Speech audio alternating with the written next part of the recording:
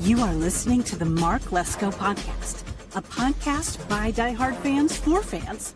Mark covers all things Penn State football and the Pittsburgh Steelers, as well as anything related to the sports and fitness world. Tune in weekly to listen to a couple of dedicated fans talk about these topics without filters. Thank you for listening to the Mark Lesko Podcast.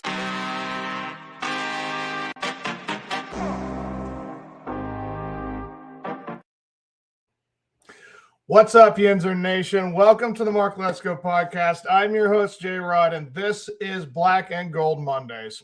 All right, guys. First topic is, of course, the Penguins. They're the most, they're just right now the most current team, and so we're going to be going into it. The Penguins, oh, thank goodness, yesterday, the overtime win. Oh, thank goodness. They needed that so bad. So, guys, that's really my message for this Penguins right now. Keep finding ways to win. Just keep going, guys. I understand this is not the easiest time. I have a big episode for, Penguins Central tomorrow, and we'll be talking about Mr. Geno Smith. Evgeny Malkin. The fact is, Geno, he just has a lot to answer, and right now with Sidney Crosby's injury still waning, I mean, we're right now kind of flying solo without really the big names. I mean, Letang still is there amongst the original three, but now we're seeing what the Penguins look like without the big mega stars. And, for what we saw this week, it was 1-2-1. The fact that we got into overtime with the Flyers, and once we couldn't get anything going in that game, especially with the power play at the end of the game and then the power play in overtime. You were 3-on-2 in overtime, and you could not secure that win. Oh, just infuriating, something awful. But they did find a way to win against the Bruins. Yeah, that was a big comeback win because I think they were down 3-1 at one point, and they had to tie it up 4-4, and then we went into overtime, got to 5-4, and here we are with the Penguins, guys, seeing this. The rankings are still that the Penguins are in second place in the Metropolitan Division. You see that the Hurricanes have 86 points. We have 78, and the Islanders have 77. The Blue Jackets, they did lose the other day, so they're still hovering around 73. And everybody else, I feel like it is basically the race between Hurricanes, Penguins, and Flyers. We still have about 15 some games. Let's see, we've had 63 games played, and there's 82, so we're just under 20 games left to play in the season. So this is a very important stretch for the Penguins.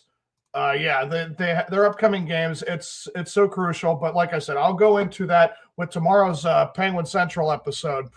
But seeing that they had found a way to get a win and keep in that second place spot to secure for the Metropolitan, yeah, it's the most important thing to see these guys do what they're doing right now. Again, knowing that they're going to be doing this with just, Mantha or Drewer, I think it's Connor Drewer, and there's also Carlson and Reichel. And of course, Ben Kendall. There's a lot of guys who are going to have to step it up for sure. And seeing that they had, at least, again, the success they had last week with the 5-0 win over the Golden Knights, it almost seems like fluky. But again, that's just because it was with Malkin and company, and they absolutely showed some of the best stuff so far this season. But again, this is the big stretch. It's always at the end of the season. And yeah, everybody else is still responding like we are. We had our bad stretch, but so did the Islanders. The Islanders went on the West Coast. They lost to the Ducks. They lost to, I think, the Sharks. I think they did, or the Kings. It was all the West Coast teams they were facing too, and they had just as bad success as we did. So it's nice to see that we're still in the hunt. We still have a chance, but again, every game matters. And how they have been handling themselves, it's really a telling story as to what kind of team this is. And I'm not saying it shows that they are the worst team, but it also doesn't show they're the best team either. I mean, it's tough to really judge, again, because everybody else is kind of following suit. If we're being bad, they're being bad. If we're being good, they're being good. I just ultimately feel like with a head coach that has this many shootout losses, a team that has this many shootout problems. I know it's not a playoff thing.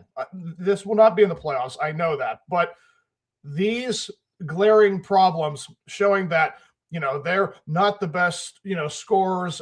They try their darndest to skate by, no pun intended, with, certain issues. Like it's daunting where I felt like with the 16 and 17 years, the back-to-back championships, they had some of the best defensive guys. They were some of the fastest players. And yeah, it's tough when you're trying, again, to find a new identity for the next generation, for the next group of guys with the players you've acquired in free agency and with the draft. Yeah, it's tough to know what is that message or what is that right way to go with this. So it's definitely one of the more important steps. And I feel like we are doing that. But again, it's kind of like we're taking the right steps, but at the same time, we are kind of stopping ourselves in our tracks and then taking the step. It's not like we're allowing other people to go ahead of us, but we're making the speed of how fast these steps go forward into the right direction. So I feel like it's a good thing to see the Penguins do what they're doing with the players that have done it. Yes, it's a very important thing to see. I very much appreciate the players that are coming in, stepping up, and in their time of need, it's going to be very telling what's going to happen. So that is going to be another subject matter again tomorrow for my episode. So you guys watch out for that. But yeah, ultimately, I feel like the next couple of games, and we'll go into that again with the upcoming games for tomorrow's episode, what's going to happen for this week, and is it going to be, again, as telling as this week's is? Because, again, we are 3 games away from Malkin returning, and we're still 2 weeks away, or maybe 3 weeks away from Sydney being back. So, again, every week is going to be very telling as to how good this team is without the big-time guys, and it needs to show that these guys are ready to do something. So, yeah, it was a great end to the bad week. Like we did find a way to win, so at least we salvaged that. Again, we're still second place in the standings, so we keep pushing. We're going to find a way to get into the playoffs. So, guys, let us move on to the Pittsburgh Pirates. And what we have here is just options everywhere is my subject for today's episode. So when you look at what they have, the schedule, or the roster, that is. So the options right now that they have, the starting rotation is becoming more and more obvious, obviously, because as the weeks go on with spring training, it's obvious that Paul Skeens, Mitch Keller, and Bubba Chandler are your 3 guys, at the top of the rotation to start out the season. Now the question is, who are 4 and 5?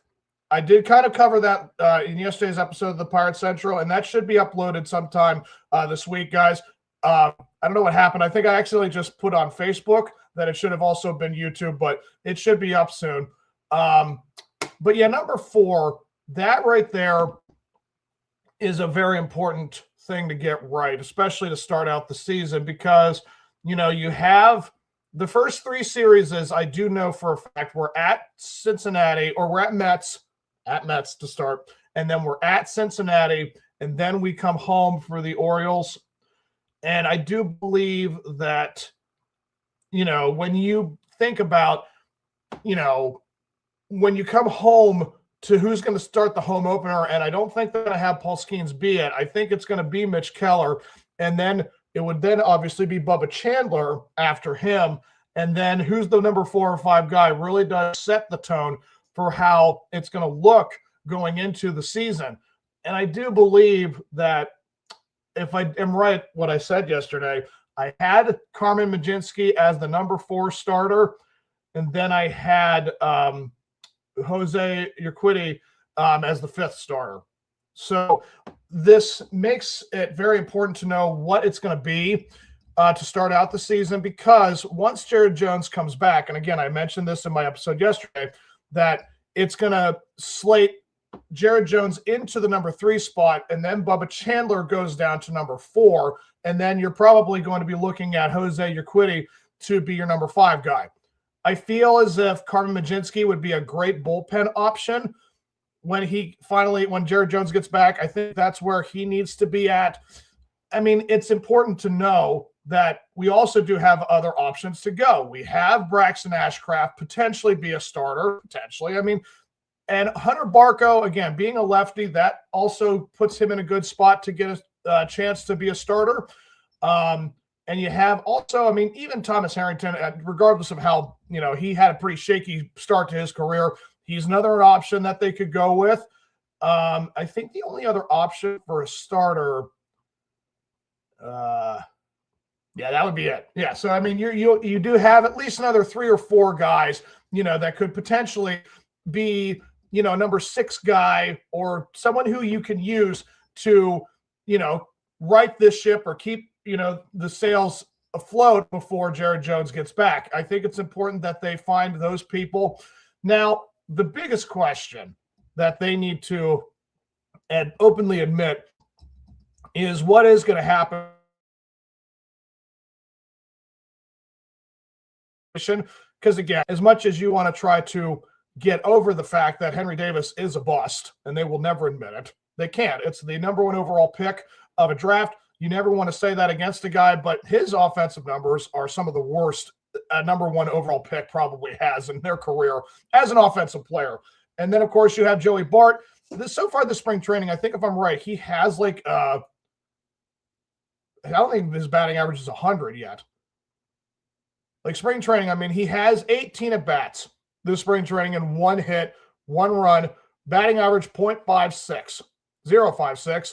I mean, everything is just as abysmal as it possibly can be for this guy. So I know it's spring training. It should not matter, but it does concern you when you're just not seeing any results, even when it doesn't matter. It's very interesting to see, what are you going to hold back until you get to opening day or the start of the season? Okay, but it definitely does not put any easement in the fans' mind when one of the more important positions is a catcher, that, the guy is in charge of the pitchers. He's supposed to be the anchor of, a lot of things, especially with the defense. And yeah, I just need to see also offense as well as defense from the catcher. And so far, the only guy that's doing something is not even in a catcher position. He's not even an infielder. I don't see Andrew Rodriguez. There it is. So, I mean, he is doing the most offensive stuff. And I don't see how the guy can't at least be thought of as the backup catcher or the bench option. That's really what the options are for these guys. We're looking at the bench players that could maybe step in if the infield or outfield does not work out. I mean, I think right now you have for sure Jared Triolo starting at third. Right now, Nick Gonzalez starting at shortstop. They are going to put Connor Griffin down in the minors. We got to just accept that. I don't want it to be true, but the fact that the dude has only 4 hits spring training and all 3 of them are home runs, that's not going to be enough for the management to put him up. And he hasn't even been walked yet this spring training. That's an interesting thing, that he's not even had a walk all the at-bats he's had. So when you have Brandon Lau as second base and Spencer Horwitz at first, I don't know. I mean, it's definitely a tough situation for Ryan O'Hearn, because I feel that Ryan O'Hearn is the option at first base, but it's Spencer Horwitz is only our first base option. He can't play anywhere else. I don't think so. His whole career, I don't think I've ever seen him play anywhere else. I mean, and again, he is a really solid hitter. So it's a really tough situation the Pirates have put themselves in, because you have 2 first basemen and you're going to use the other guy that is not the 2-year, $29 million guy you picked up. So I find that so hard to believe that you paid this guy probably the most money that a Pirate has seen in a decade, and yet he is basically not getting the chance to play at the position that he is most known for at first base. And again, I don't know if Spencer Horwitz could play anywhere else, but it's unfortunate that they've kind of cuffed themselves in this kind of situation where O'Hearn's either going to be an outfielder or he's going to be a DH. But Marcell Ozuna, who I personally feel like should be an outfielder over the DH, but they've paid him a lot of money for the 1-year deal they got him. So they're using him as a DH, and O'Hearn has to learn either outfield or whatever. I just feel like we're going to be losing a bat, and all these guys should be in the lineup, but we're going to have to sacrifice one of them or something like that nature, that someone has to be put in this situation. That shouldn't be the case. But yeah, it's nice that we have these hitters, but you got to make sure they're all in the lineup. That's really the important thing about the options as well, is that whoever is the starter, that is the best player at that position. So it's tough because we don't know how to do this. Like, I'm sorry, like the Pirates organization does not know how to do this. They don't care to do this correctly. They don't try their at all to make sure they have the best options. It's kind of embarrassing that they do have, for the first time in how many years, look at all the outfielders. I mean, you have O'Neal Cruz, Brian Reynolds, and again, they're going to either use O'Hearn or Ozuna or something like that as the option. But look at what Joe Stenson Garcia has been doing in spring training. Look at what Jake Mangum has done naturally in spring training. They are making it so tough where it's like, I know these two are going to be bench options for sure. These guys are definitely going to have the best chance to do something this season. So, I mean, they're definitely going to be bench options. I very much appreciate that Ben Sherrington, for the first time in his career as a GM, as a Pirates GM, that he actually did give us a bunch of options for this upcoming season. We are definitely looking like the best version we have had in a long time. And it does not include Andrew McCutchen. Like, that's impressive. To the fact that the face of our – oh, sorry. It's just something, my little thing spin. I didn't know if I just lost connection. But this is a very important thing to see this for the first time in a long time.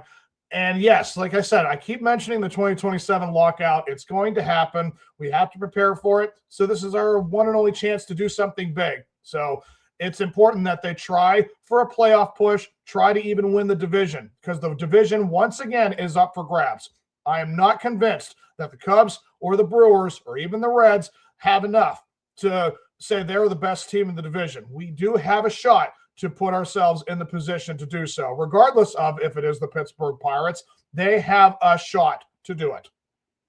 So, guys, let us move on to the final conversation, which is the Pittsburgh Steelers. Guys, this is March 9th. This is the unrestricted free agents day. I believe that's what they have as, let's see here. I want to make sure I bring this up right.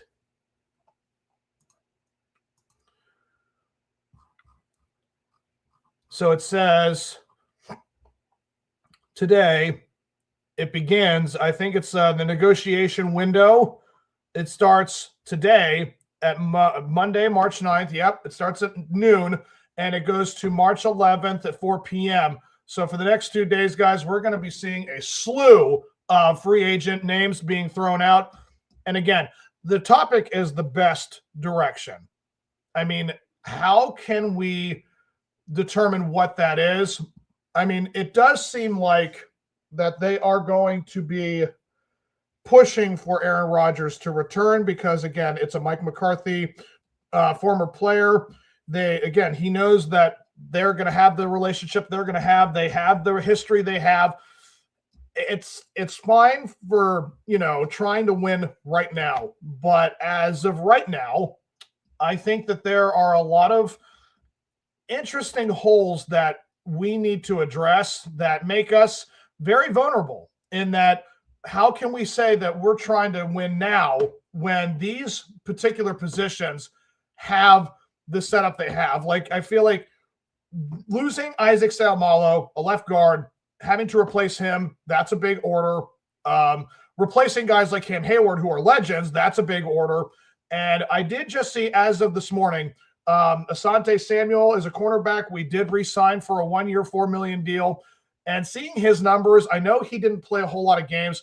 He's had a decent career in San Diego, but it's just like, does that really answer everything that we're looking for to replace, or is that the right direction to go? So I feel like we do still need to look at cornerback position for the draft, maybe even in free agency. I mean, we're going to be going through the names, seeing what we have.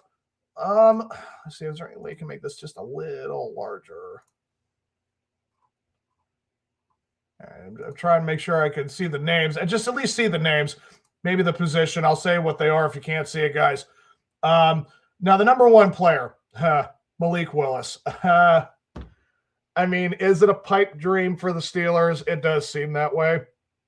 Again, that seems like they're waiting around for Aaron because, again, we know how much this guy's going to ask for. We know how important it is that these players, do what they do. And he really showcased himself perfectly last season. He made himself the most appealing, attractive name in all of free agency. Again, with the news that I have seen so far today, Minkah Fitzpatrick is a Jet. I did see that. That broke just about an hour ago.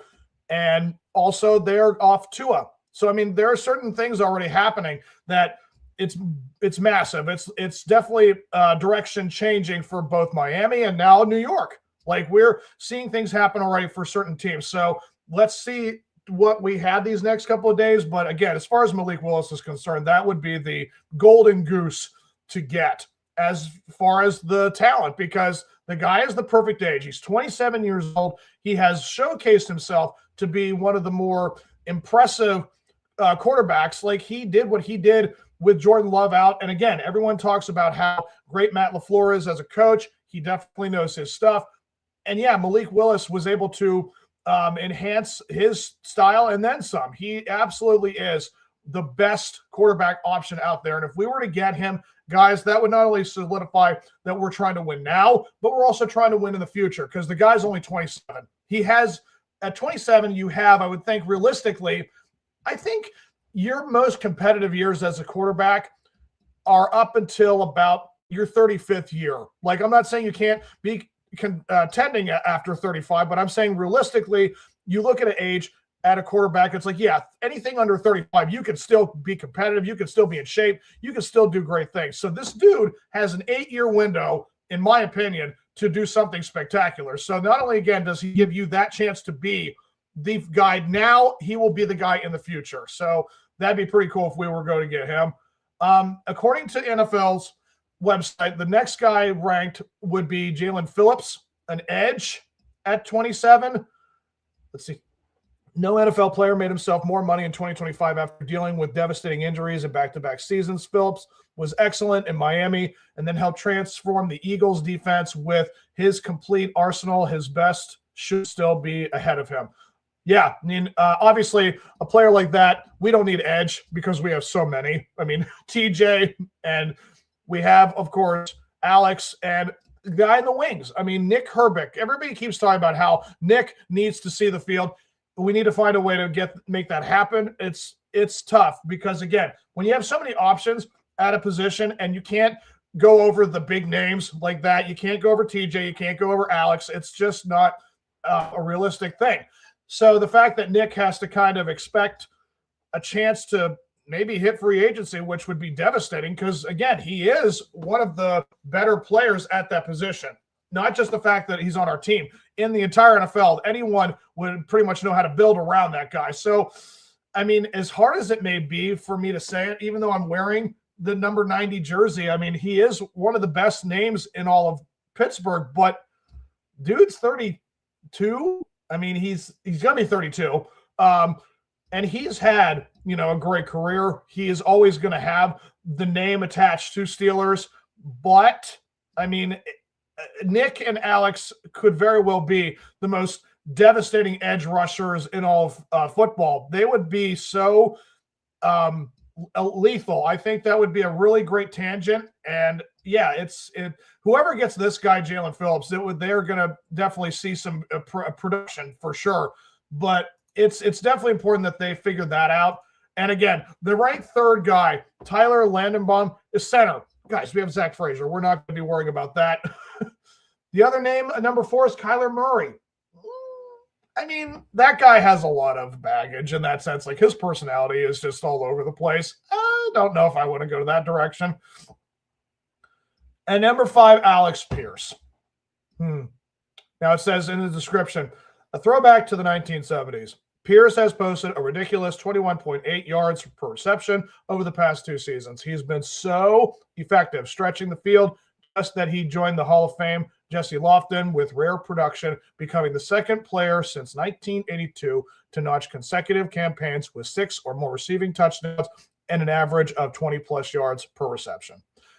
Guys, I mean, this could very well be a chance to do something major because, again, if you were to even bring back a guy like Aaron Rodgers, who still has some of the best throwing accuracies in all football, if you were to have a guy like Alex Pierce complement, DK Metcalf, and then, again, going in the draft direction, if you were to get Mekhi Lemon from USC, folks, Pierce, Metcalf, Lemon, wow.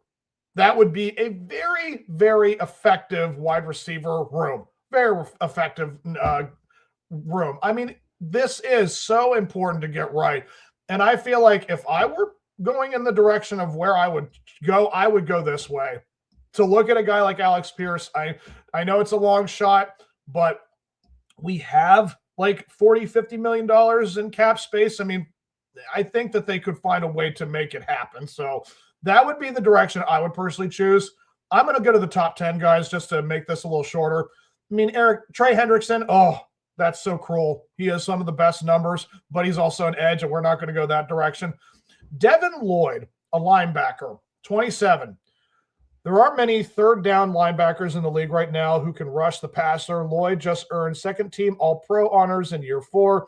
Though his improvement actually started in his 3rd year, his next team should get the best years if the Jaguars aren't able to keep him. Yeah, that would be pretty cool to have an option at linebacker for sure, but I feel like it's either going to go wide receiver or offensive line that we're going to go in free agency. And it says the number 8th ranked guy is an edge rusher once again. And then Kenneth Walker, the 3rd running back. I mean, do I want them to re-sign Gainwell? Absolutely. But it doesn't seem like that's something that is a big priority for them. I don't know why, but this is right now the issue they're going to be having. But yeah, ultimately, guys, I do feel like the best direction for this team is to solidify the quarterback situation for this season and really start to build a chance to, again, what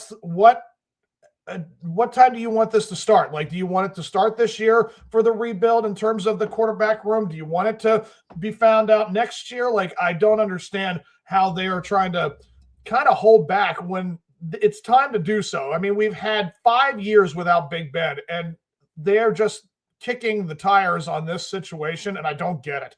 I understand that if you look at their history, guys, the quarterback situation has always been rough with Pittsburgh. Between Ben and Terry Bradshaw, they had 5 quarterbacks between Terry and Ben, and now we've had 5 or 6 between after Ben. So the transition has been rough, to say the least. To know that we have great names come through, like, we had Russell Wilson, we had Aaron Rodgers, but it's like, guys, who's the future quarterback? We need to really figure this out. And I feel like this is the year to do so.